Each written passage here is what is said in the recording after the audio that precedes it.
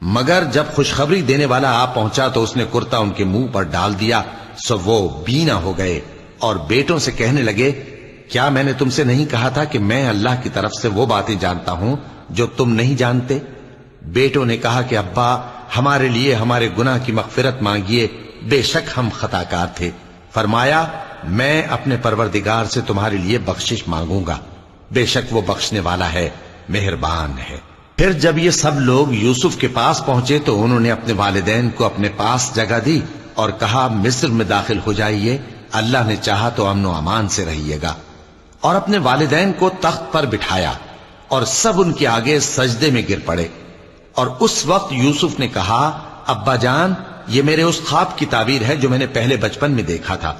میرے پروردگار نے اسے سچ کر دیا اور اس نے مجھ پر بہت سے احسان کیے ہیں کہ مجھ کو قید خانے سے نکالا، اور اس کے بعد کہ شیطان نے مجھ میں اور میرے بھائیوں میں فساد ڈال دیا تھا، آپ کو گاؤں سے یہاں لایا۔ بے شک میرا پروردگار جو چاہتا ہے تدبیر سے کرتا ہے، وہ علم والا ہے، حکمت والا ہے۔